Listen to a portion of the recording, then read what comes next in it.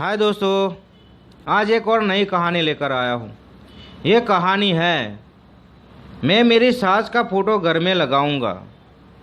दोस्तों, ये सच्ची कहानी है। ये मेरे दोस्त की कहानी है। कल मैं मेरे शॉप पे बैठा था, मेरा दोस्त आया। उसने कहा क्या करता है दोस्त? तब मैंने बताया कि दोस्त मम्मी पापा का फ़ोटो बना रहा हूँ मैं घर में लगाने के लिए। तो मेरे सामने देखता रहा। मैंने कहा क्या हुआ दोस्त? तो उसने कहा मैं मेरे घर में मेरी सास का फ़ोटो लगाऊंगा। तभी मैं चौंक गया। मेरे को क्यों मम्मी पापा का फ़ोटो नहीं लगाना चाहता? तो उसने बताया कि मेरी ऐसी कहानी है, मेरी एक ऐसी कहानी है। तब मैंने कहा बता तेरी कहानी क्या है? तो उसने उसी की कहानी बताई कि दोस्त, जब मेरी शादी हुई, शादी का 1 महीना हुआ, शादी का 1 महीना हुआ और घर में तकरार स्टार्ट हो गई सास बहू की। मेरी बीवी उसका घर, उसका गांव, उसका शहर, उसके माँ बाप, उसके भाई बहन छोड़कर हमारे घर आई थी। वो बरसों से अपने घर रहती थी, तो उसे पता था अपने घर में कैसे रहना है, अपने घर में कैसे खाना बनता है, वो उसे सब पता था। लेकिन हमारे घर में कैसे खाना बनता था, कैसे लोग रहते थे, वो उसे पता नहीं था। तो माँ ने एक दिन कह दिया कि खाना बहू तू बनाएगी, तो मिर्ची ज़्यादा डाल दी। तो उसमें तकरार हो गई कि तुझे खाना बनाना आता नहीं है, तुझे ऐसा है वैसा है, तेरी माँ ने क्या सिखाया? तभी मेरी माँ को मैंने समझाया कि माँ, वो अभी नई नई है, उसे पता नहीं हमारे घर में कैसे खाते हैं, कितनी मिर्च खाते हैं, कितना नमक खाते हैं। तुझे सिखाना पड़ेगा। 1 महीना 2 महीना उसे सिखाना पड़ेगा कि हमारे घर में इतनी मिर्ची खाते हैं, इतना नमक खाते हैं।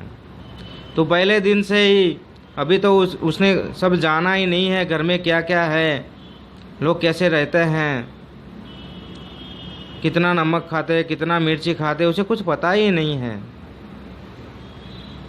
और तू उसे डांट रही है। तो माँ ने कहा तू तो बहू का पक्ष लेगा, बहू का हो गया है। तब उनको शांत किया।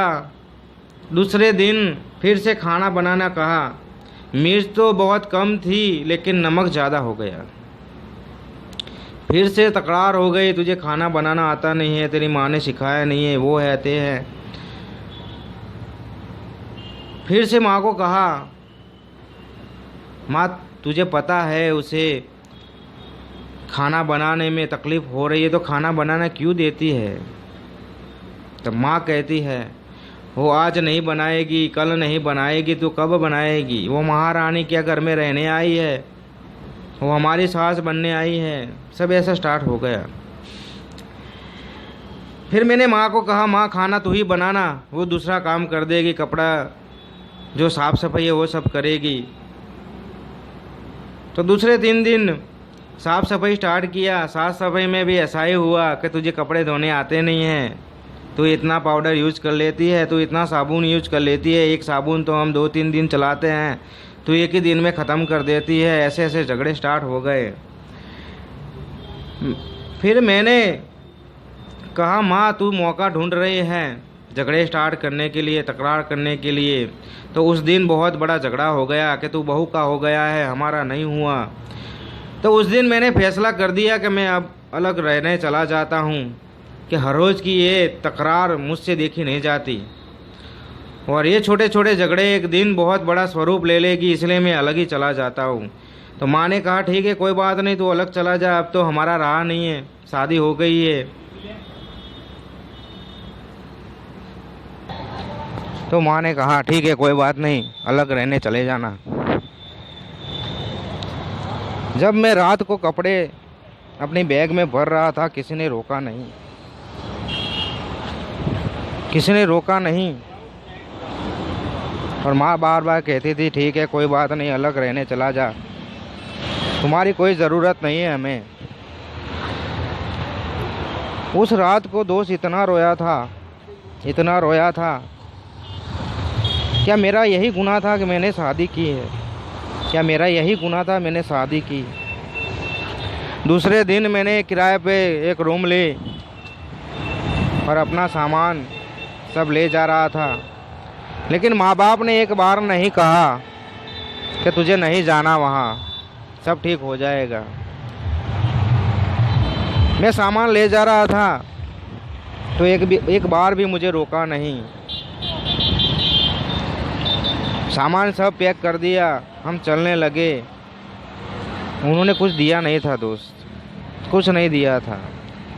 हमारे पास नहीं था, कोई सगड़ी नहीं थी, कोई पैमस नहीं था, हम क्या जाके बनाएंगे। कोई कोई अनाज नहीं था, कुछ नहीं था। तो हम चल दिए वहाँ से। बीबी ने कहा क्या खाएंगे वहाँ जाकर, तो मैंने कहा सब ठीक हो जाएगा, कुछ ना कुछ हो जाएगा। तब दोस्त मेरी सास को पता चला कि वो अलग रहने चले गए हैं। वो 15 से 20 मिनट में वो आए थे, वो सारा राशन लेकर आए थे, खाना बनाया, खाना खाया। उन्होंने सपोर्ट किया था दोस्त। और जो बुरे वक्त में जो सपोर्ट करते हैं उनको मैं भूल नहीं सकता, उनको भूल नहीं सकता मैं। उन्होंने सारा राशन दिया, सारी मदद की। तब मेरे जेब में 200 रुपये थे दोस्त। मैं कैसे रहता, कैसे खाता वो पता नहीं था। लेकिन ये झगड़े में मैं बहुत तंग आ गया था, इसलिए मैं घर छोड़कर आया था। तब धीरे धीरे समय बीतता रहा। 2 महीना हो गया, 2 महीने से घर से कोई आया नहीं था पूछने के लिए कि तुम कैसे रहते हो, कैसे खाते हो, तुम्हारे पास पैसे है या नहीं, किसी ने पूछा नहीं था। लेकिन जो मेरे सास ससुर थे वो हर रोज़ कॉल करते थे कि बेटा कोई तकलीफ़ तो नहीं है, कोई प्रॉब्लम तो नहीं है। और जब मेरी बीबी पेट से थी तो मेरे माँ बाप ने कभी कॉल नहीं किया कि कोई तकलीफ़ तो नहीं है। बीबी काम नहीं कर सकती थी, बीबी रसोई नहीं बना सकती थी क्योंकि वो अच्छा नहीं लगता था उसे खाने में। तब मेरी सास का कॉल आया कि बेटी को यहाँ भेज दो, मैं देखभाल करूँगी और मैं संभालूँगी।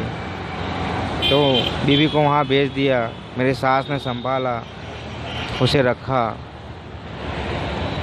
तो दोस्त तू ही बता मैं किसका फ़ोटो लगाऊँ, माँ बाप का लगाऊँ या सास ससुर का लगाऊँ, किसका लगाऊँ? तब मैंने कहा सही बात है दोस्त, जो हम दुख में जो साथ देते हैं उनका ही सपोर्ट करना चाहिए। लेकिन माँ बाप तो माँ बाप होते हैं नहीं यार। क्या दोस्त आज सोचता हूँ कि वो मेरे माँ बाप है तो सास ससुर भी मेरे माँ बाप है, मैं उनको फ़ोटो लगाऊंगा। जब माँ को ये बात पता चली तो माँ कभी फ़ोन नहीं किया था मुझे, लेकिन जब पता चला कि वो सास ससुर का फ़ोटो लगाने वाला है घर में, तो वो झगड़ा करने आ गई थी मेरे घर, मुझे डांटने आ गई थी। तो दोस्तों इस कहानी बस यही बताना चाहता हूँ कि जो हमें मुसीबत में काम आते हैं उनको कभी भूलना नहीं चाहिए। वो सास ससुर हो, माँ बाप हो, दोस्त हो, भाई हो, बहन हो। तो बस इस कहानी अजीब गजीब कहानी है ये, लेकिन सच्ची कहानी है, सच्ची कहानी है। ये हर किसी के साथ ये किस्सा होता है, आपके साथ, मेरे साथ, मेरे दोस्त के साथ, सबके साथ होता है। तो ये कहानी पसंद आया तो अपने दोस्तों में शेयर कर देना। मैं मिलता हूँ नेक्स्ट स्टोरी में। हाय दोस्तों,